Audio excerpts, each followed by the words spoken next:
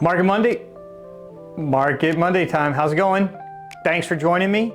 May the 4th be with you. Tomorrow, Cinco de Mayo. Got everything going on this week apparently in terms of the cool little holidays. This time of year, can you believe it's May already? First third of 2026 is in the books. Let's take a look at what the numbers look like for real estate on Hilton Head over that 4-month period of time. Before we get started, take a second, hit that subscribe button, press that notification bell, so every Monday when Market Monday drops, you are the first one to know it. New listings, 1,019 new listings have come on the market so far this year. 67 in the past week. It's a pretty healthy week. 67 new listings came on the market in the last week. A year ago, we were at 1,103 new listings had come on the market at this point. So we're 7.6% less this year, new product coming on the market. Look back 5 years ago, on May 4th, 2021, we had 1,343 listings come on the market as of this point. We're 24% less than where we were 5 years ago. Available inventory. Right now, if you came to the island to look at real estate, there are 885 properties for sale.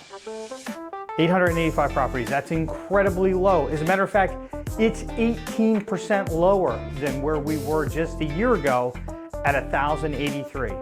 That's right, a year ago, there were 198 less listings for sale a year ago. And that was a low inventory point. Compare, to where inventory typically sat this time of year before the pandemic. 1,500 properties, 1,800 properties for sale. We have 885. That's just bananas. We were up 2 over the last week. So last week we're at 883.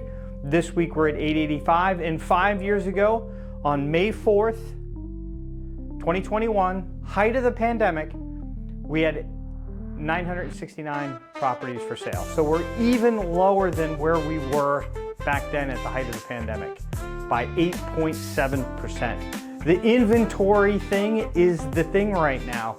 We typically, in the spring, we see inventory begin to pile on the market. For whatever reason, we didn't get our normal inventory influx that we get in the winter and into the spring. And this would be about the time that would begin to slow down typically. So I don't know, is it gonna be delayed by 5 months this year? Is it just not gonna happen?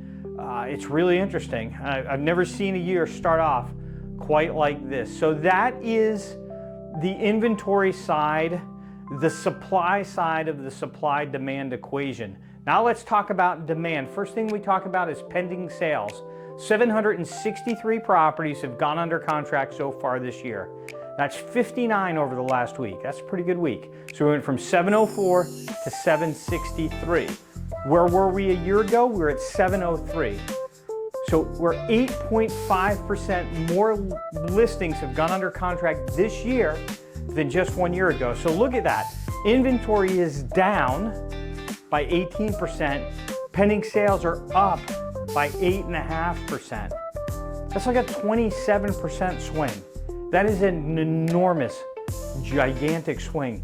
The only thing that's keeping prices from just going through the roof right now are interest rates.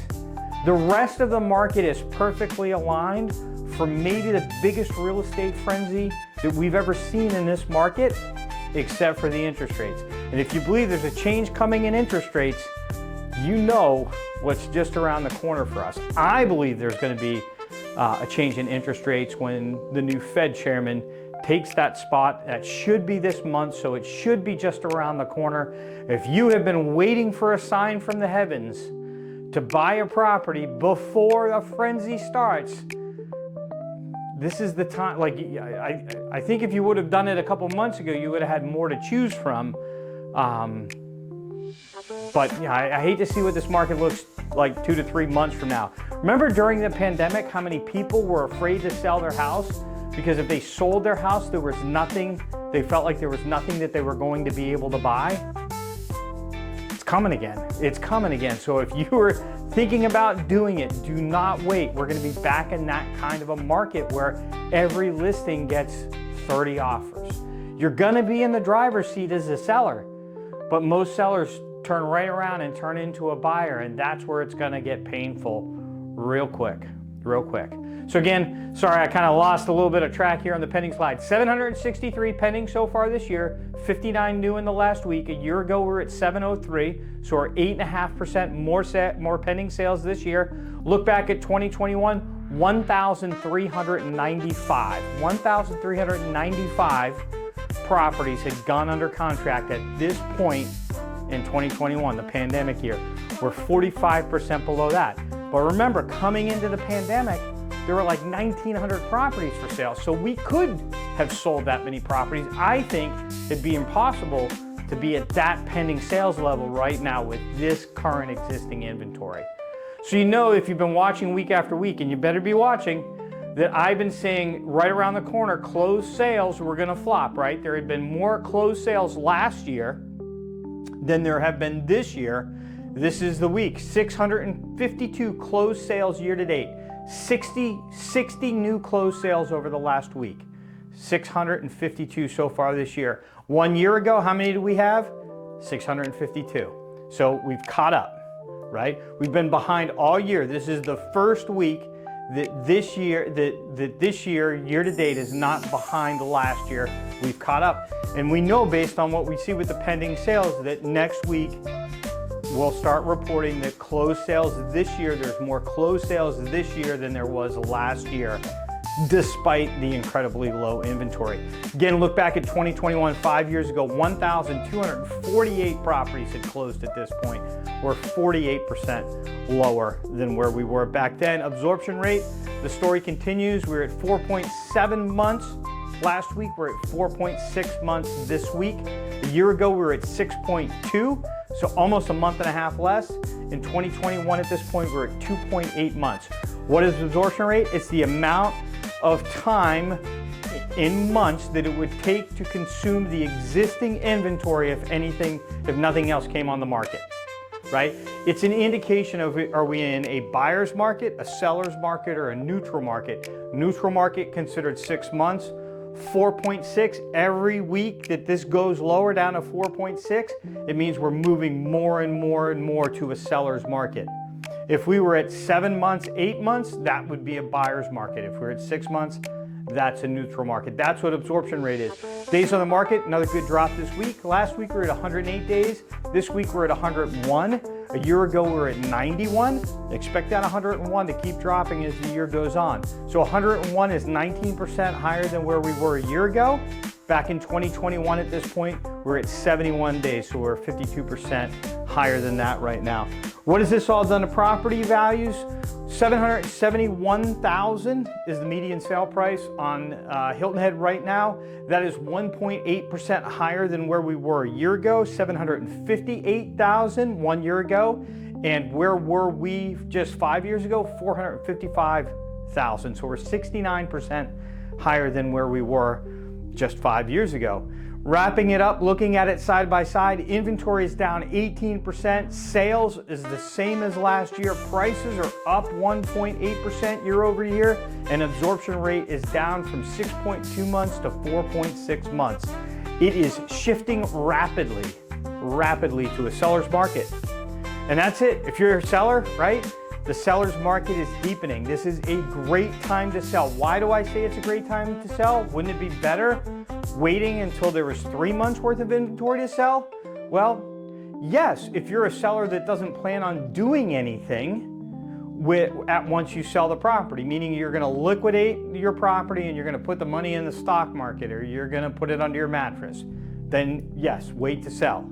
But if you're going to buy something else, the longer you wait, the more expensive it is going to be on the buy side, but the bigger problem, the more difficult it is going to be to get a decent property on the buy side. So that's why if you're a seller, now is the time to sell, right? What did I do? Last year, November, December, I put a property under contract that's being constructed. It's going to take a year. And I'm putting my house on the market. It's going to be on the market next week. So I locked in last year's price.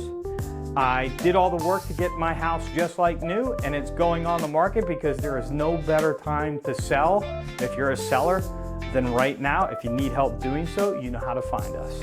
If you're a buyer, I don't know what else to say. Like, you know, this market, like there's so many people that are frozen because of interest rates. Interest rates are temporary. Prices continue to march up and up and up and up. If you're waiting for interest rates to come down, congratulations, you're gonna end up paying 10% more for your property if you've been waiting 2 years, right? So you've waited and you're gonna pay 10% more to save 3 percentage points on your mortgage. Like, the thing to do is to buy the property, refinance it when the time is right. It's really just that simple. The longer you wait, the more it's gonna cost, and the less opportunity, the less options you're gonna have. So don't wait anymore. Please don't wait. You don't know. I don't want to say that you don't know. You can't imagine what's coming. We've never gone into a boom market with such little inventory. I'm excited about it. I think you could probably see it. I'm excited about it. I've been in this business for 20 something years at this point.